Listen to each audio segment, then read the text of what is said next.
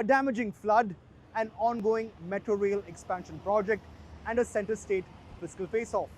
If these three issues have one thing in common, it's the fiscal politics that somehow seems to tie them all together.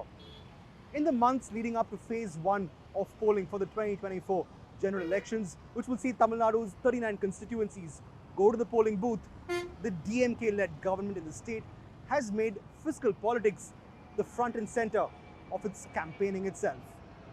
Let's start at the very beginning. In December, Chennai saw debilitating floods that inundated several localities in the city, including the one where I'm coming to you from. In the weeks that preceded the flood itself, this of course was owing to Cyclone Michaung, the DMK wrote to the centre, the DMK-led government that is, wrote to the centre requesting for 2,000 crore by way of an allocation from the National Disaster Relief Fund. Till date, that request has not been acceded to by the centre itself, which has prompted the DMK to make this a bit of a poll issue. In fact, the DMK has also pointed out how in the aftermath of Cyclone Todke, Prime Minister Narendra Modi promised 1,000 crore rupees towards the rehabilitation of several parts of Gujarat from the centre's kitty, but hasn't quite done the same for Tamil Nadu, leading the DMK to accuse the BJP and the BJP-led centre of stepmotherly treatment to the state of Tamil Nadu. The second big fiscal issue has to do with the metro rail and its expansion. Remember, the Chennai Metro Rail project is a 50-50 model in terms of funding between centre and state, which means for every 1 rupee contributed by the state of Tamil Nadu, the centre contributes an equal 1 rupee towards funding the project itself. The only problem, though, is that the DMK says that phase 2 of the project has not quite met with its share of funding from the centre.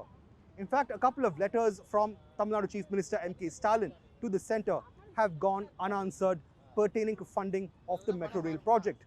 In fact, in order to make a clear statement on the 24th of February, the day of the state budget, State Finance Minister Thangam Tennarasu allocated close to 12,000 crore rupees, which would see the state of Tamil Nadu fund the entire phase 2 of the metro, all on its own, in order to ensure that the project is completed in 2026.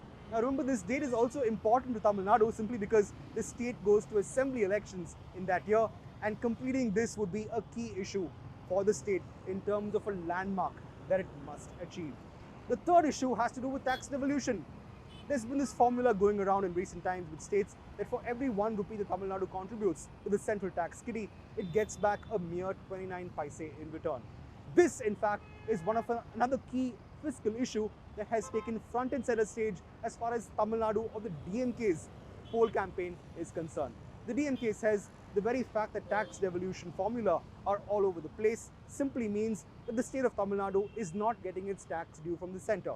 And it's to do with these three issues really: flood relief, the Chennai Metro Rail, and tax devolution, that has led the DMK to accuse the centre of not giving Tamil Nadu its fiscal due. And it's these issues that could well be at the core of the DMK's poll plank, even as the months go by into the first phase of polling on the 19th of April.